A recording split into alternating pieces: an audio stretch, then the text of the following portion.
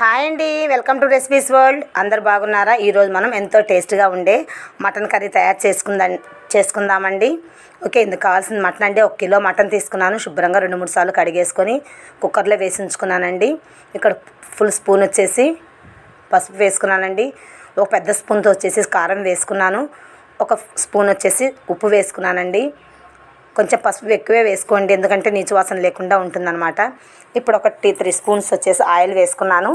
నేను టమాటోస్ని ముక్కలుగా కాకుండా ప్యూరీలాగా తయారు చేసుకున్నానండి. అలా చేసుకోవడం వల్ల ఏంటంటే కూర బాగా టేస్ట్ వస్తుందండి. ముక్కలుగా అంటే ముక్కలుగాను అలా ఉండిపోతుంది. ఇదైతే చాలా టేస్ట్ వస్తుంది, ముక్కలకు బాగా పడుతుంది అనమాట ప్యూరీ. ఓకే, ఇప్పుడు 2 పచ్చిమిర్చి చీలికలుగా కట్ చేసుకొని ఒక ఆనియన్ కూడా కట్ చేసి ఉంచుకోవాలండి. ఒక 2 పచ్చిమిర్చి వేసుకుని సరిపోతుంది. ఒక పెద్ద ఆనియన్ని అలా పెద్ద పెద్ద ముక్కలుగా కట్ చేసుకుని అందులో వేసేసుకోవాలండి. ఇప్పుడు మొత్తం మనం వేసిన ప్యూరీ, ఉప్పు, కారము అన్నీ పట్టేట్టుగా ముక్కలకి బాగా కలుపుకోవాలండి. చూసారా, బాగా మొత్తం కలిపేసుకోవాలి. వేసిన కారం అవన్నీ ముక్కలకు పట్టేట్టుగా. ఓకే అండి, బాగా కలిపేసుకొని ఒక 2 గ్లాసెస్ వచ్చేసి వాటర్ వేసుకోవాలండి. మనం దీంట్లో ఇంకా మసాలాలు అలా ఏం యాడ్ చేయట్లేదండి. తర్వాత మనం మసాలాలు వేసుకుందాము, ఎందుకంటే ముందుగా కర్రీ ఉడికితే సరిపోతుంది. తర్వాత ఎక్కువ ఉడికే అవసరం లేకుండా మసాలాలు ఓన్లీ మసాలా వేసుకొని తీసేసుకుందామండి. ఆల్మోస్ట్ కర్రీ ఉడికిపోతుంది దీంట్లోనే. ఓకేనా, 2 గ్లాసెస్ వాటర్ పోసేసుకున్నాం కదండి. ఇప్పుడు కుక్కర్ మూత పెట్టేసుకొని స్టవ్ మీద పెట్టేసుకుందామండి. చాలా బాగా ఉడికిపోతుందండి. మనం విడిగా ఉడకపెట్టే కంటే ఇది చాలా బాగుంటుంది. ప్రాసెస్ కూడా తొందరగా అవుతుంది మనకి.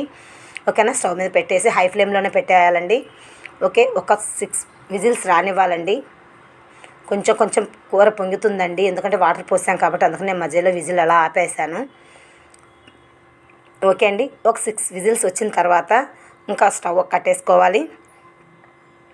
ఆవిరి మొత్తం పోయేట్టుగా కొద్దిసేపు ఉంచేసుకొని ఆ విజిల్లో ఉండి ఆవిరి మొత్తం పోయిన తర్వాత మనం కర్రీ తీసి చూడాలండి. చూసారా, బాగా ఉడికిపోయింది కర్రీ. మనం ముందు వేసినప్పుడు కుక్కర్కి పైదాకా వచ్చింది కదా చూడండి. ఇప్పుడు కర్రీ ఉడికిపోయింది, హాఫ్కే వచ్చేసింది.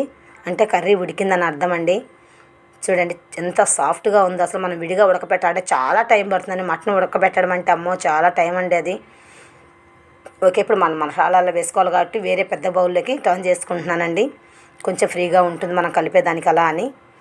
చూసారా, మీకు ఇప్పుడు కొంచెం ఏదైనా వాటర్ అవసరం అనిపిస్తే 1 గ్లాస్ వాటర్ పోసేసుకొని కొంచెం మీడియం ఫ్లేమ్లో పెట్టుకోండి. ఆల్రెడీ కర్రీ ఉడికిపోయింది కాబట్టి అవసరం. చూసారా, 1 గ్లాస్ వాటర్ పోసుకొని మూత పెట్టేసుకోండి అండి. మీడియంలో పెట్టుకుని ఉడుకుతుంది. మసాలా వేసుకుందామండి. కొంచెం ఒక 2 స్పూన్స్ ధనియాలు వేయండి. ధనియాలు కొంచెం వేగిన తర్వాత ఒక 5-6 వేసుకుని సరిపోయిన లవంగాలు. ఓకే అండి, ఒక 2 ఇంచెస్ వచ్చేసి అండి 2-3 ముక్కలు అండి, పెద్ద అవసరం లేదు. ఎందుకంటే వాటర్ తక్కువ ఉండడం కొంచెమే వేసుకుంటాం. మనం బయట హోటల్స్లో లాగా కాకుండా కొంచెం మసాలాలు తక్కువ వేసుకొని వండుకుంటున్నాం కాబట్టి నేను ఎక్కువ ఏమి వేయట్లేదు. మీకు అలాగే చూపిస్తున్నాను. నేను ఇప్పుడు అలాగే వేస్తానండి, అందుకని మీరు కూడా ఒకసారి ట్రై చేయండి. ఇప్పుడు వచ్చి మనం పుట్నాలు అంటారు కదండి, తినే పప్పులు, ఒక 1/2 కప్పు వేసానండి. ఇవి వేయడం వల్ల ఏంటంటే కర్రీ టేస్ట్ వస్తుంది, ప్లస్ చిక్కపడుతుందండి వెంటనే. చాలా రుచిగా ఉంటుందండి ఇవి వేయడం వల్ల. ఓకే అండి, ఈవినింగ్ అయితే కర్రీ ఉంటుందండి. మార్నింగ్ దాటిపోతే ఉండదు, పుట్నాలు వేసాం కాబట్టి ఉండాలి నిల్వ. ఓకే, అందుకని ఈవినింగ్ లోపు అయిపోయేటట్టే చూసుకోండి, లేదంటే మిగిలితే ఫ్రిడ్జ్లో పెట్టేసుకుని మరుసటి రోజు కూడా బాగుంటుంది. ఇప్పుడు మనం అవన్నీ వేయించి చల్లారిన తర్వాత మిక్సీకి వేసేసుకోవాలండి. ఓకే, మెత్తటి పౌడర్లా వేసుకోవాలి. చూసారా అలా. ఇప్పుడు ఒక ఫుల్ వచ్చేసి కొబ్బరి పొడి వేసుకుందామండి. ఓకే అండి, కొబ్బరి పొడి వేసిన తర్వాత ఒక 1/2 ఇంచ్ వచ్చేసి అల్లం వేసుకోవాలండి. ఇది నేను కట్ చేసి ముక్కలు వేసుకున్నాను, మీకు అలా చూపించాను. ఒక ప్లేట్లో ఒక ఫుల్ వెల్లుల్లి రెబ్బలండి.